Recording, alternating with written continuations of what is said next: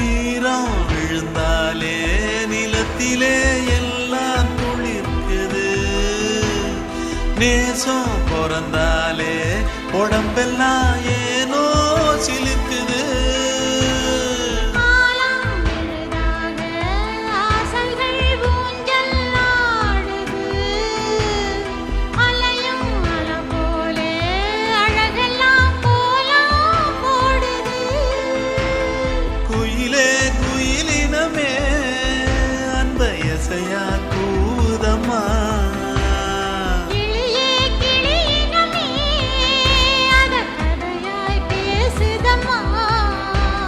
கதையாய்